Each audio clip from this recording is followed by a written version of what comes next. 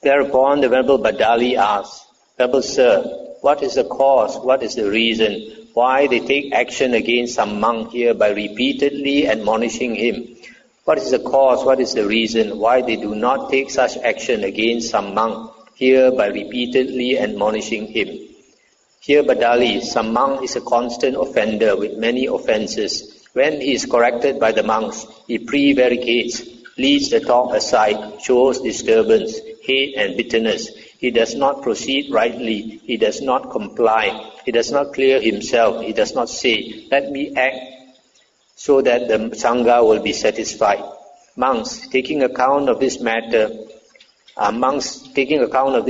think it would be good if the Venerable ones examine this monk in such a way that this litigation against him is not settled too quickly, and the monks examine the monk in such a way that the litigation against him is not settled too quickly.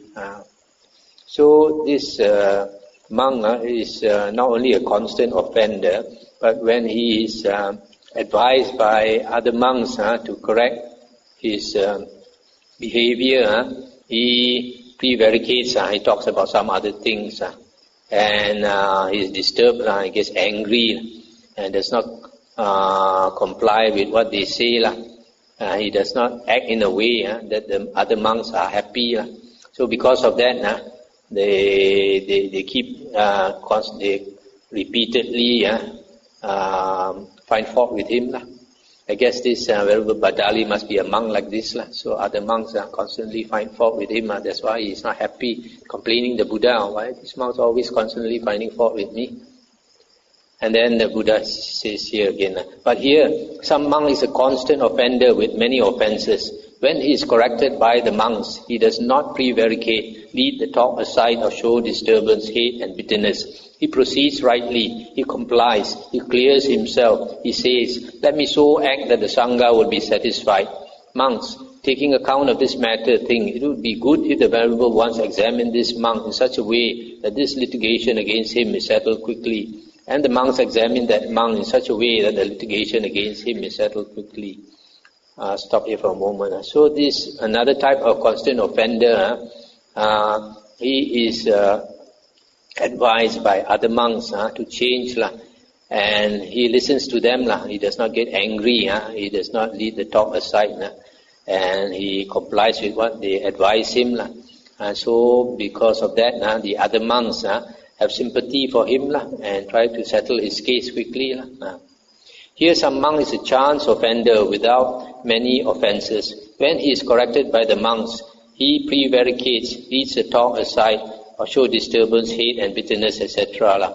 And the monks examine that monk in such a way that the litigation against him is not settled too quickly. But here some monk is a chance offender without many offences. When he is corrected by the monks, he does not prevaricate or lead the talk aside or show disturbance, etc. And the monks examine that monk in such a way that the litigation against him is settled quickly. Stop here for a moment. So this one is not a constant offender, but a chance offender.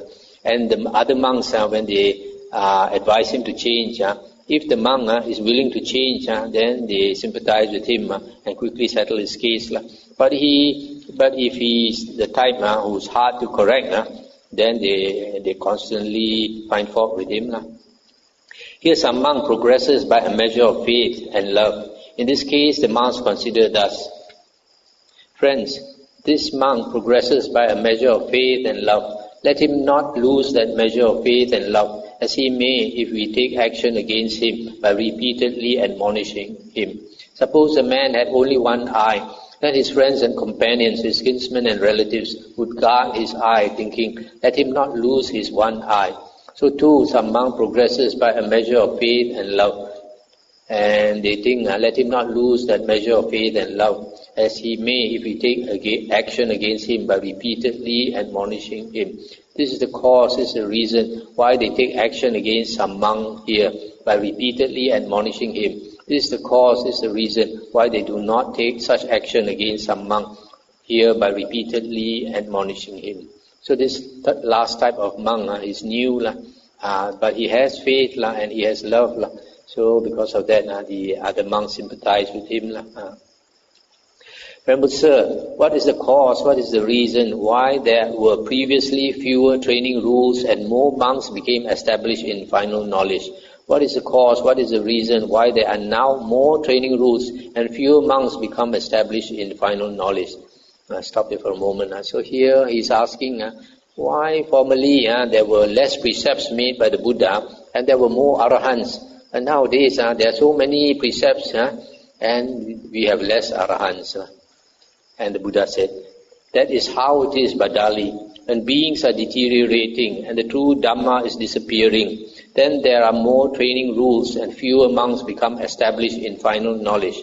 The teacher does not make the training rule for disciples until certain things that are the basis for taints become manifest here in the Sangha.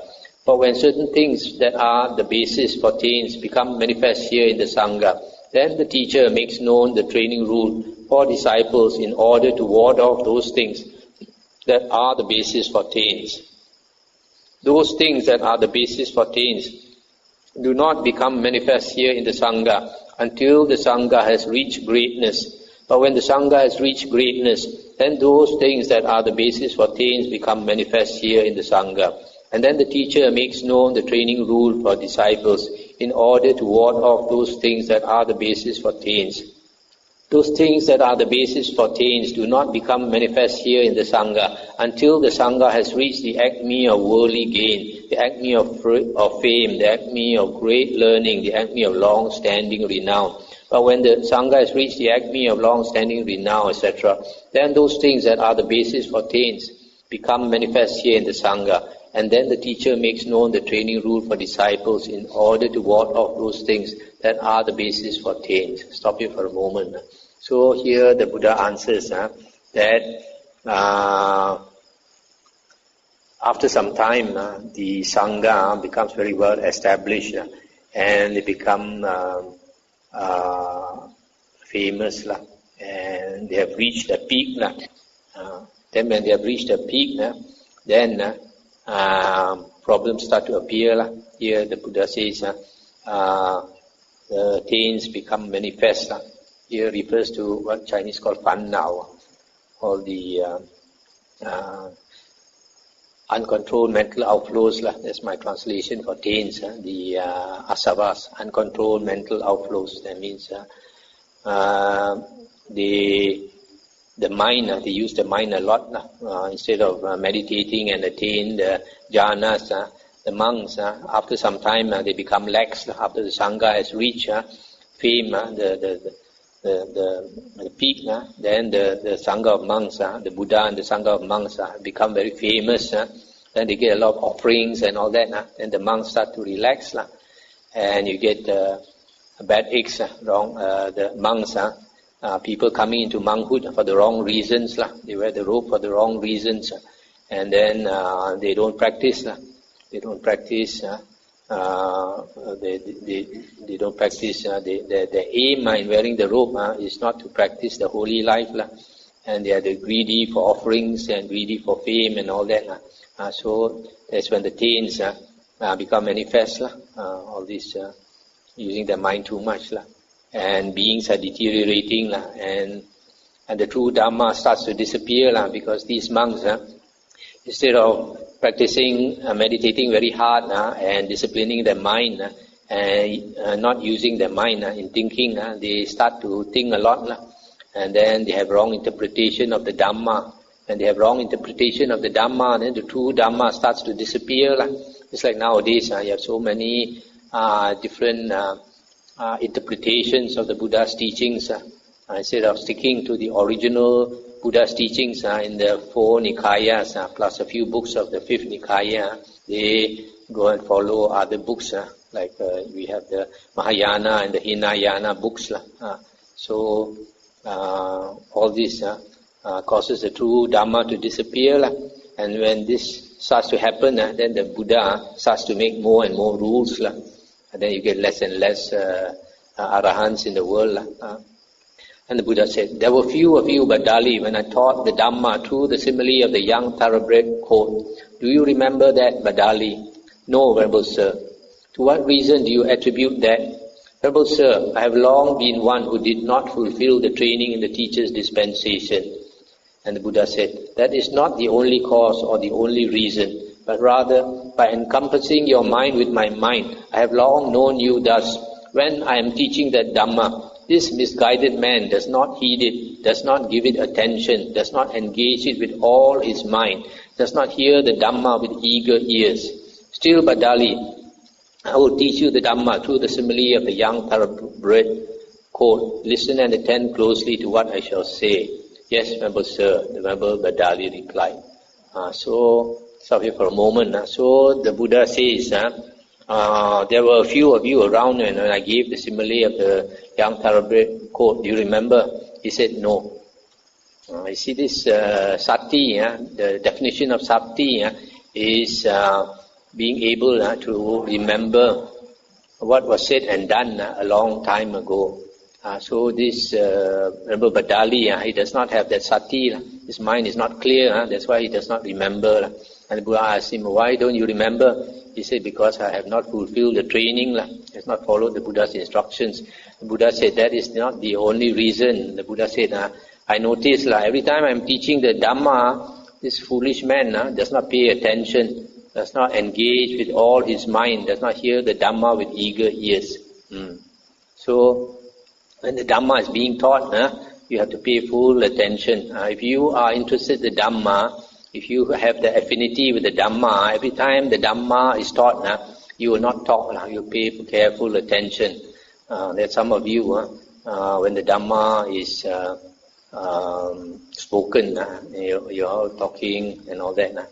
So the Buddha says that just like just now I gave the simile of the man swimming across the river Ganges. If a man is very strong, he's able to swim across the river Ganges, that is similar to a man when the Dhamma is taught, he pays full attention. And then the feeble man who is not able to swim across the Ganges, for the simple reason when the Dhamma is taught, he is not interested, he does not pay full attention. So listening to the Dhamma is extremely important in the Buddha's teaching, not only meditation. It has to be combined with listening to the Dhamma.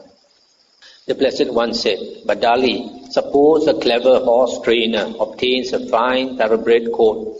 He first makes him get used to wearing the bit. While the coat is being made to get used to wearing the bit, because he is doing something that he has never done before, he displays some contortion, writhing and vacillation. But through constant repetition and gradual practice, he becomes peaceful in that action. When the coat has become peaceful in that action, the horse trainer further makes him get used to wearing the harness. While the coat is being made to get used to wearing the harness, because he is doing something that he has never done before, he displays some contortion, writhing and vacillation. But through constant repetition and gradual practice, he becomes peaceful in that action. When the coat has become peaceful in that action, the horse trainer further makes him act in keeping in step, in running in a circle, in prancing, in galloping, in charging, in the kingly qualities, in the kingly heritage, in the highest speed, in the highest fleetness, in the highest gentleness. While the colt is being made to get used to doing these things, because he is doing something that he has never done before, he displays some contortion, writhing and vacillation, but through constant repetition and gradual practice, he becomes peaceful in those actions. When the colt has become peaceful in those actions, the horse trainer further rewards him with a rubbing down and a grooming. When a fine thoroughbred colt possesses these 10 factors, he is worthy of the king, in the king's service, and considered one of the factors of a king. Stop here for a moment. So the Buddha here gives a simile of the colt, and he's being trained. He's being trained a step at a time, and in the beginning, when he starts something new, he's not used to it. He will try to rebel, contortion, writhing, and all that. But gradually, he gets used to it. Then he goes through different steps of the training, and eventually he's worthy of the king, becomes a king's horse. So in the same way, the Buddha is trying to say, when a person comes into monkhood, there's a lot of things that person is not used to. eating, forsaking the dinner, forsaking the siu ye, supper, and not being able to go and see shows, do whatever you like. For a monk, he stays in the monastery, he cannot go anywhere. And when you are restless, you still cannot go anywhere. You just have to fight with your restlessness. Some monks, because of eating one meal a day, they have gastric problems, and they have to bear with it until they can at least subdue it. And then a lot of other things, so many precepts you have to uphold. A lot of things you're not used to it. It takes a long time to get used to it, just like the training of the court. But when you get used to it, then you become, like here it says, worthy of the king. Then the Buddha, similarly, the Buddha says, so too Bhaddali, when a monk possesses 10 qualities, he is worthy of gifts, worthy of hospitality, worthy of offerings, worthy of reverential salutation, and unsurpassed field of merit for the world. What are the 10? Here, Bhaddali, a monk possesses the right view of one beyond training, the right thoughts of one beyond training, the right speech of one beyond training, the right action of one beyond training, the right livelihood of one beyond training, the right effort of one beyond training, the right recollection of one beyond training, the right concentration of one beyond training, the right knowledge of one beyond training, and the right deliverance of one beyond training. When a monk possesses these 10 qualities, he is worthy of gifts, worthy of hospitality, worthy of offerings, worthy of reverential salutation, and unsurpassed field of merit for the world. That is what the Blessed One said. The Venerable Bhaddali was satisfied and delighted in the Blessed One's words. So here, this simile of the training of a monk. So this sutta is quite interesting. You can see here, if a person becomes an Arya, he would not hesitate to do what is required by the Buddha, will not hesitate to follow the Buddha's instructions. So the Buddha says, if a monk follows the Buddha's instructions and practices, and then he can attain the jhanas, and after he attains the jhanas, then he can attain the knowledges, abhinya. Here mentioned 3 knowledges, and from there he can become liberated. It's nearly 1 hour. Maybe we stop here. Anything to discuss?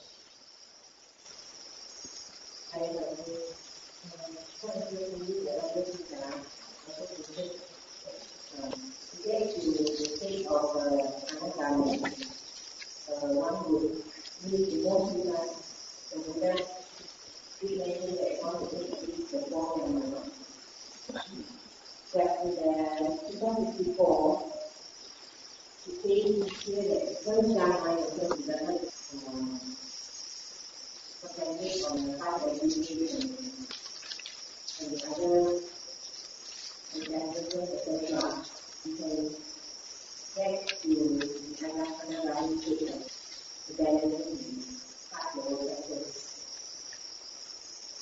Yes.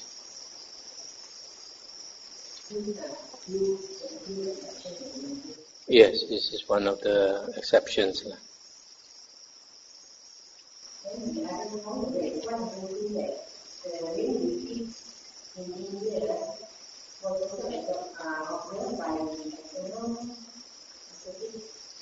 Actually, in the Vinaya books, this rains retreat was first observed by external ascetics, not by the Buddha's disciples.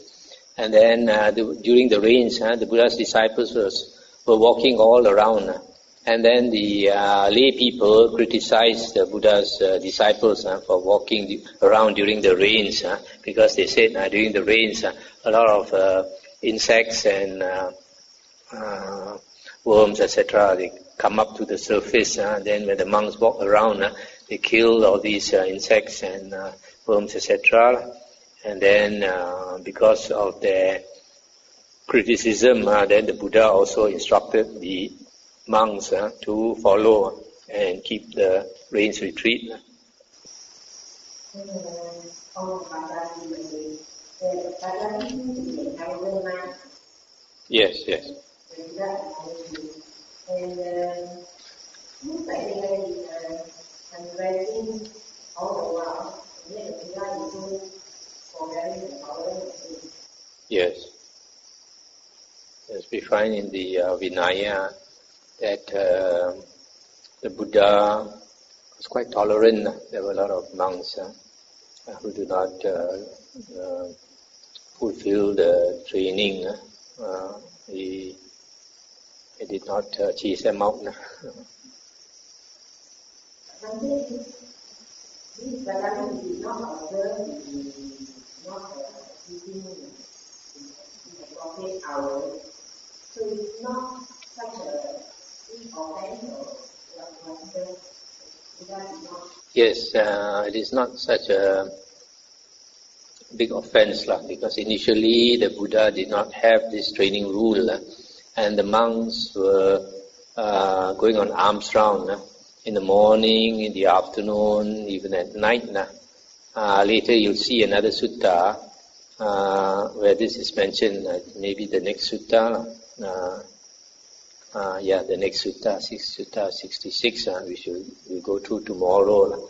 The monks were going on alms round at odd hours, and that created problems. Sometimes in the darkness, they are standing there. When the monk begs for food, he's not supposed to open his mouth, not supposed to say anything. So in the next sutta you will hear about some lady. She was trying to get water from the well or something, and this monk was standing beside her, keeping very quiet. And when she turned around, she saw him. She screamed in terror, and after that scolded him. So that's why the Buddha didn't want the monks to go and beg at night and all that. Frighten people and inconvenience people and all that. And also, the Buddha himself was quite ascetic. We know before he was enlightened, he practiced all the ascetic practices to the extreme until he nearly died. And eventually he decided to take one meal a day, and he felt that it was enough. Actually, for a monk, one meal a day is a very good practice, because unless a monk does a lot of physical work, like building and all that, then a lot of monks, we don't do much physical work. Then one meal a day is just nice. In fact, for a lot of monks, if we take 2 full meals, you can easily get fat. So we have to be careful. We have to be careful. We don't go out of shape. So this eating precept is actually not a serious precept, because initially the Buddha allowed, but because the Buddha felt that by eating one meal a day it is sufficient, and a monk is slim, and that's good for meditation. If a monk gets fat, then he gets sleepy easily, sloth and torpor. So it is a good practice only, because it helps in the holy life. That's why the Buddha mentioned one meal a day. But later, because some monks could not follow it, then the Buddha relaxed a bit, and the Buddha said after the meal you can keep some food left over to eat later, but not after noon when the sun is at the highest.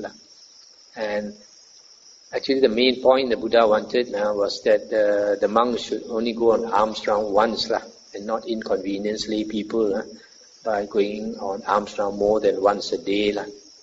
So the monk goes on alms round once a day, and then if he wants to eat twice, that is allowable, provided it's in the morning. Okay, this sutras compile or decided another is softly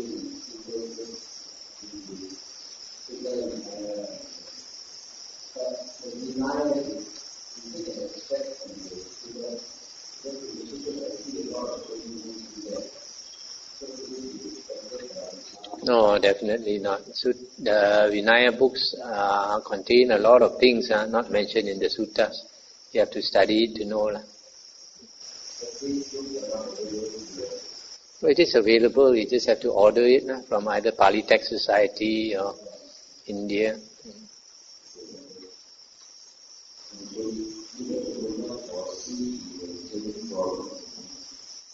Say again?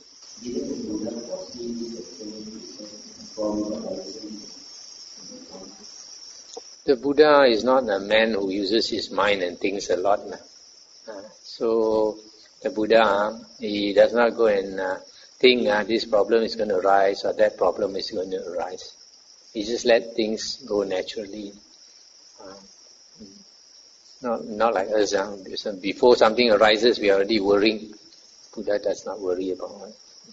Whatever happens, the Buddha said, his mind is thus, such. Sometimes he translates it as such. Unmoving. His mind is always unmoving. He's not disturbed by anything. Whatever happens, it's just like everything is like a dream only.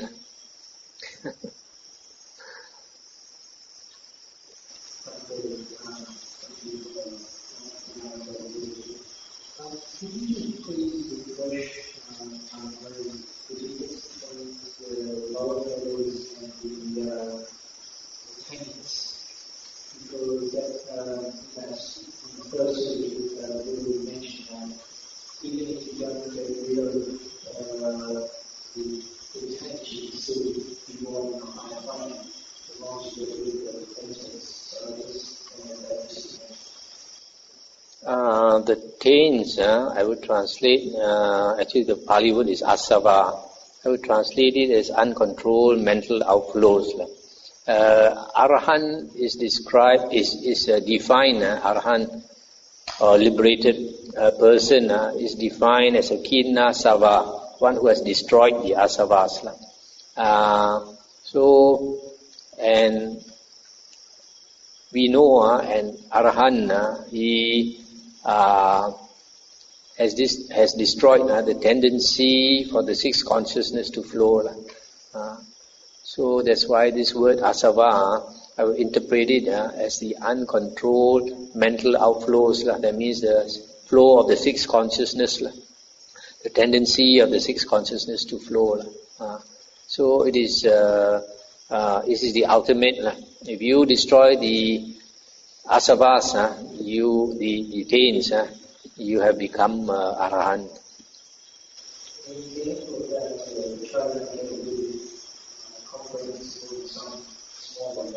Would that be an outflow as well? For example, that would be something like that you're worrying about something in 6 months' time, and the mind is completely trying to find solutions to that problem beforehand, as opposed to arriving to that day and dealing with the problem. Would that be an uncontrolled outflow? Yes, like when the mind is disturbed, the consciousness flows more. There's a proliferation of thoughts. This proliferation of thoughts, you can consider it as the asavas. But ultimately, this asavas refers to the tendency of the mind to flow. The tendency of the mind to flow. Sometimes during meditation, when you concentrate on it, this starts to wander off in a different direction. Yes. An outflow? Yes. But when a monk has attained the jhanas, the mind is focused. When the mind is focused, the asavas do not flow.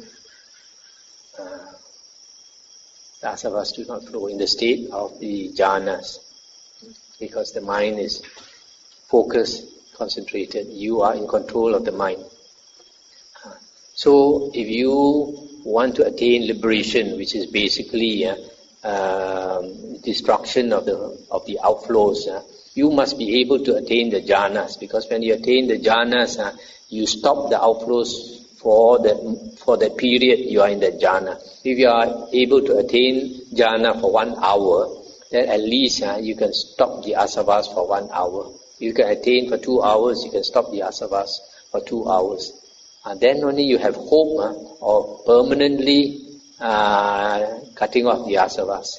If you cannot even cut it off for a short while, you absolutely have no hope of cutting it off permanently. That is why the vipassana meditation without the jhanas